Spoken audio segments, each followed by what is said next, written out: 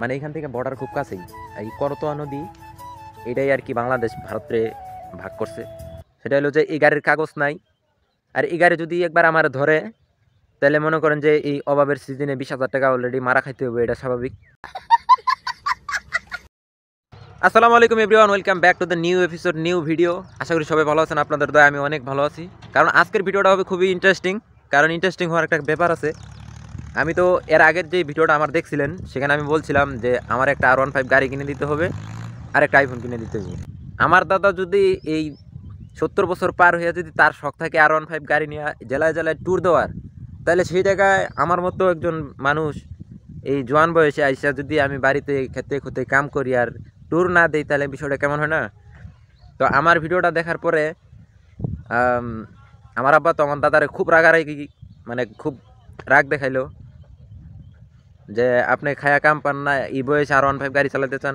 মনে করেন আমি তো R15 গাড়ি ছাড়া ট্যুর দিবই না, দিব না মানে দিবই না। তো আব্বা বুঝায় টুজায় কইলো, বাবা তুই আমার এই ভাঙা গাড়িটা নিয়ে যা, তোর 1 বছর মাথায় কিনা দিব যা। আমি তো মনে করেন যে কিছুতেই R15 গাড়ি ছাড়া ট্যুর তো আমি দিবই না। কারণ আমার এইবার ট্যুর হইতেছে, আমাদের মিশন হচ্ছে তেঁতুলিয়া। অলরেডি আমরা 20 কিলো রাস্তা চলে আসছি। কারণ 20 কিলো আসার পরে এই যে সামনে একটা খটখটি দেখতেছেন, এটা হলো করতোয়া নদী। এখান থেকে মানুষ পাথর তুলতেছে, বালু তুলতেছে, আর আমরা অলরেডি খটখটি পারে আছি।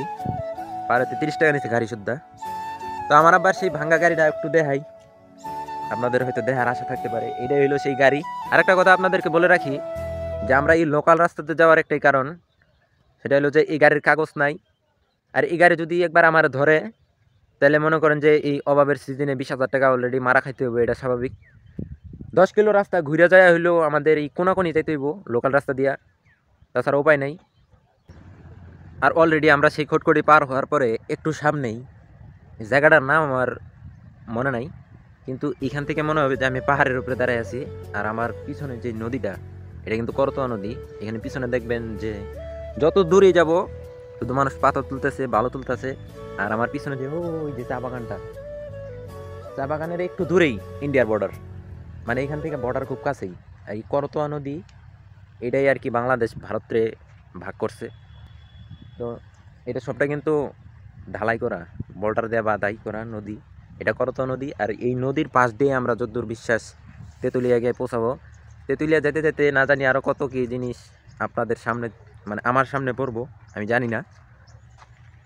তবে 2021 সালে একবার আমি এই রাস্তা দিয়ে গেছিলাম, অতটা আমার মনে নাই। তবে এদিক দিয়ে যতদূর যাব ভিউটা একদম 100-তে 100। অবশেষে আমরা চলে আসলাম ডাহুক টি রিসোর্টে। আমার পিছনে 140 একর জায়গা নেই এই ডাহুক টি রিসোর্ট, মানে চা বাগান। এই বাগানটা খুবই সুন্দর।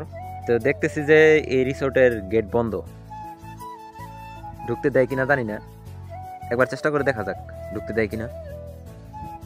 ভিতরে তো তেমন কিছু নেই, বাইরে থেকে সব দেখা যায় চা বাগান। যদি টিকিট লাগে তাহলে ঢুকবো না।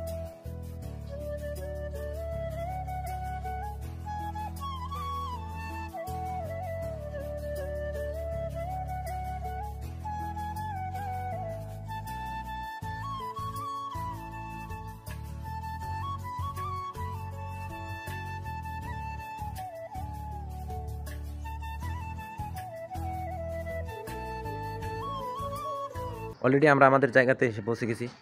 তো এই ভিডিওটা আমি আর বেশি লং করতে চাই না। যদি ভিডিওটা ভালো লাগে অবশ্যই লাইক, শেয়ার, কমেন্ট আর চ্যানেলটা সাবস্ক্রাইব করে দেন। আর নেক্সট ভিডিওটা আসবে বাংলা বান্দা তেঁতুলিয়া ট্যুর, সেই ভিডিওটার জন্য সবাই অপেক্ষা করেন। Thank you.